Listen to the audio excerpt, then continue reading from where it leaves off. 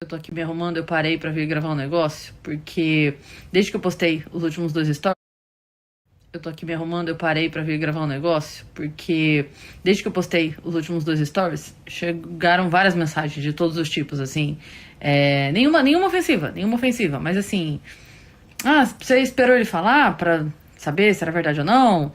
Que sorte que ele tinha os negócios. Enfim, alguns comentários.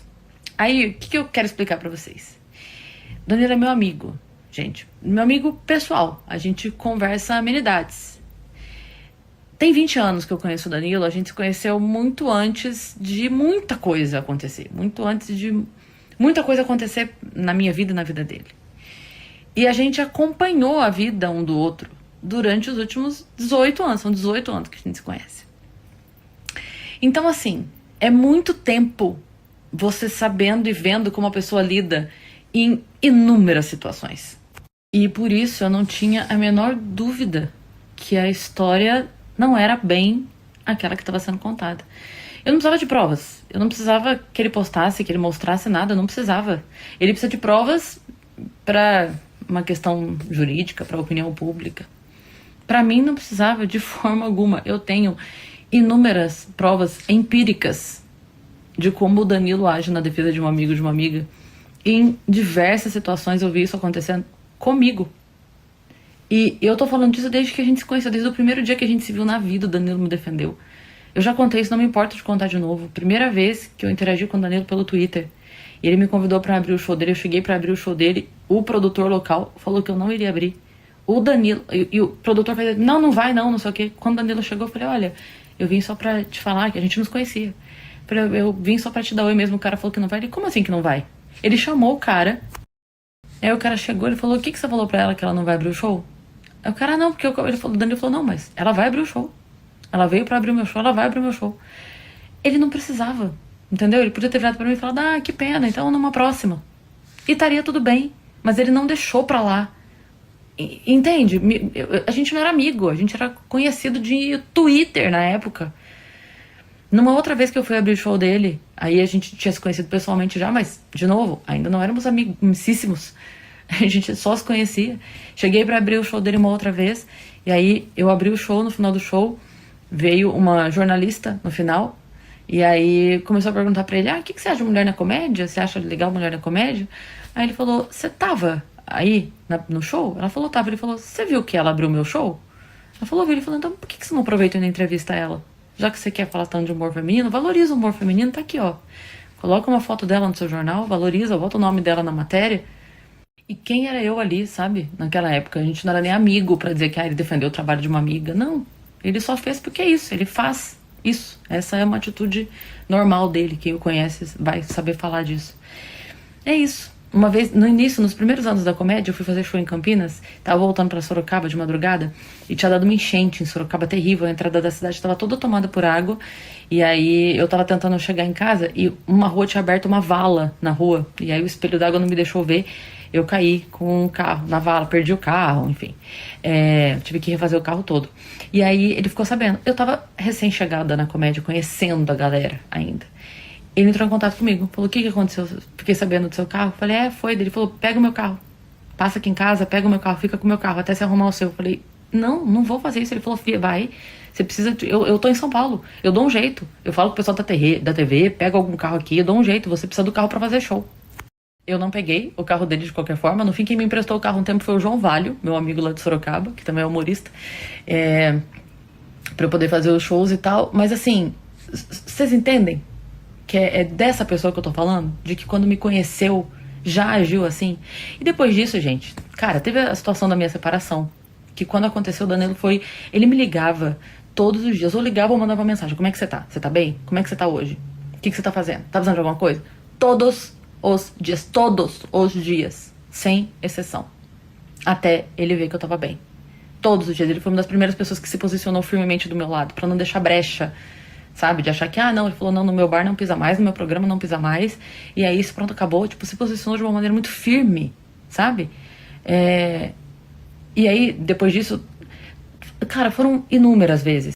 Quantas vezes eu, sei lá, com alguma dúvida, alguma inquietação profissional, ligo, grito pra ele, cara, tá podendo conversar? Passa aqui no bar. Vou aí no seu camarim. Vou não sei aonde. Quantas vezes, cara? Quando a gente foi criar o Vênus, a gente foi fazer uma lista de nomes, né? E aí o Vênus foi uma ideia minha, o nome Vênus. Quando eu fui fazer a lista das minhas sugestões, eu fui conversar com ele. Foi uma das pessoas que eu chamei. Falei, cara, me ajuda a pensar uns nomes aí. Aí ele para o que ele tá fazendo. Pra falar, entende? Um cara que tem programa, show, tava gravando filme na época, fazendo o livro dele, lançando quadrinhos. Para, porque é a doida da Cris Paiva, que é a ideia de nome. Entende? É esse cara que dá atenção, que dá ouvido, que para, que presta atenção, que valoriza até as nossas bobagens. Eu fui no programa dele tem 20 dias, uns 20 dias mais ou menos. Aí eu gravei o programa dele, que eu fui pra divulgar o lançamento do Melhor Versão. E ele, como sempre, muito atento, muito generoso, falou, vamos lá, pra você divulgar. Beleza. Aí eu fui e gravei. Dia seguinte, cara, muito obrigada pela oportunidade. Valeu pelo espaço e tal. E aí, tava falando com meu amigo, com quem eu falo tudo. Falei, nossa, eu fiquei tão incomodada com a maquiagem, cara. Eu achei que ficou muito marcado. Achei que, sei lá, ficou estranho. Eu não gostei disso aqui. Aí ele, sério, mas eu tava ali na tua frente. Eu não tinha nada errado. Eu falei, não, acho que na TV não ficou legal, sei lá. Eu tava ali conversando com ele, tá?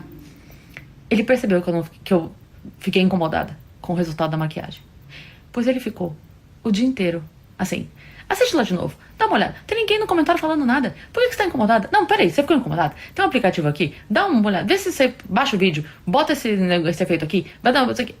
Ele ficou tentando resolver o meu incômodo com a maquiagem. Entende? Um homem extremamente ocupado ficou durante um dia inteiro ali, ó. Ia, voltava, conversava comigo, mandava mensagem. Você assistiu? Você achou? Ficou muito ruim? Você gostou? Você, não sei o quê? Baixa o aplicativo. Tenta fazer desse jeito. Aí você o quê? Aqui, ó. Aí você vai me dizer que é essa pessoa que, com uma amiga que reclamou da maquiagem, ele não sossegou até ele ver que eu falei, não, tá tudo bem, eu assisti de novo. Acho que foi só na hora que eu tivesse a impressão, tá tudo bem. E não sossegou enquanto ele não viu que eu tava bem. Aí você vai me dizer que essa pessoa ia ignorar algo tão sério, tão grave como uma amiga? Você entende que não bate? Não bate. É por isso que pra mim não precisava de prova nenhuma. Porque pra mim não faria o menor sentido ele agir dessa forma, porque não seria ele. Não seria ele. Eu ia falar, realmente tava com febre interna. Se ele tivesse agido de outra forma, não era ele. Aí vocês podem falar assim, Cris, mas não podia ter acontecido? Ele não podia ter falhado, não podia ter errado, né? Porque as pessoas erram. Ele não podia ter se equivocado, não podia ter falhado na atitude nesse momento, não podia ter sido um momento em que ele não agiu como... Podia, é claro que podia. Todo mundo humano, ele podia ter errado, né? Ia ser muito estranho, porque é atitude condizente de uma vida, pra do nada ele agir de outra forma. Então a gente ia achar bem fora da casinha e os amigos iam mandar internar, porque tá lelé. Mas... Então todo mundo é inocente até que se prove o contrário.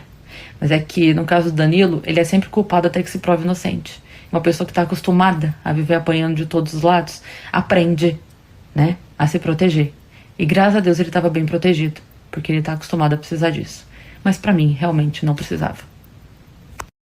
E, no fim das contas, o problema mesmo acaba ficando em segundo plano, né? Essa história, né, que é o que gerou mais mídia, não digo nada a ver, mas pouco tem a ver com o problema mesmo que temos ali nessa situação. Eu sofri assédio na infância e eu sei que às vezes a gente demora pra entender, pra juntar ali lé com cré. Eu era criança também, demorei pra entender o que tinha acontecido comigo, mas eu sei que de qualquer forma fica uma dor, né? Fica um negócio ali que é difícil de digerir mesmo, a gente não sabe nem o que a gente quer fazer e tal, mas eu sou da opinião que a nossa dor tem que virar escudo, não arma. Você não resolve a sua dor causando outra dor.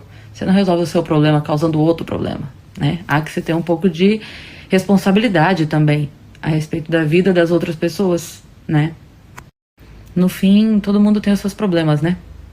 Eu tenho, vocês têm, Danilo tem. Danilo tem uma história de vida familiar dificílima. Quem não sabe, acha facilmente aí na internet. E eu vi uma coisa outro dia que eu achei tão maravilhosa, que falava assim, que o herói e o vilão, eles nascem do mesmo lugar, que é uma dor muito grande. Mas o vilão pensa, já que eu já sofri, eu vou fazer todo mundo sofrer. O herói pensa, já que eu sofri, eu vou tentar impedir que as outras pessoas sofram também.